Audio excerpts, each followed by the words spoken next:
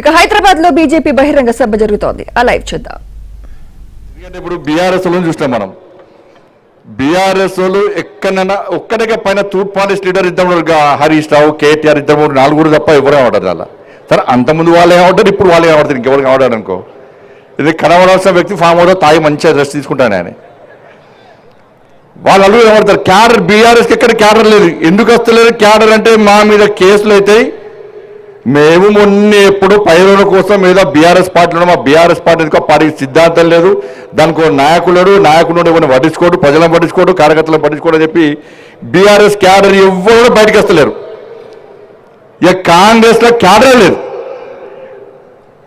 రేవంత్ రెడ్డి ముఖ్యమంత్రి ఎట్లయినా మన వల్ల ఏంటన్నా, మన వల్ల మనం కొట్లాడితే ముఖ్యమంత్రి ఆయన అయ్యాడు. ఎప్పుడన్నా రేవంత్ రెడ్డి ఎప్పుడన్నా రైతు ఉద్యమాలు చేసిండా, విద్యార్థి ఉద్యమాలు చేసిండా, నిరుద్యోగుల కోసం కొట్లాడిండా, రైతుల కోసం కొట్లాడిండా, మహిళల కోసం కొట్లాడిండా, ఎప్పుడైనా సనాతన ధర్మం కోసం కొట్లాడిండా?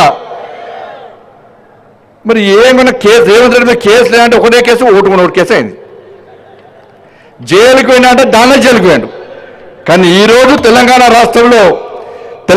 రాష్ట్రంలో 5 సంవత్సరాల కాలంలో ఈ తెలంగాణ రాష్ట్రంలో ఒక్కొక్క భారతీయ జనతా పార్టీ కార్యకర్త మీద 20, 30, 40, 50 కేసులు ఉన్నప్పుడు కూడా ఏ భారతీయ జనతా పార్టీ కార్యకర్త కానీ, ఏ భారతీయ జనతా పార్టీ నాయకుడు కానీ ఎత్తిన కాషాయ జెండర్ కానీ, కమలపు జెండర్ కానీ, భారత్ మాతాకి జై నినాదాన్ని కానీ, జై శ్రీరామ్ నినాది కానీ, నరేంద్ర మోడీ నాయకత్వం వర్ధిల్ల నినాది కానీ ఏ రోజు విడిచిన పాపన పోలేదన్నా.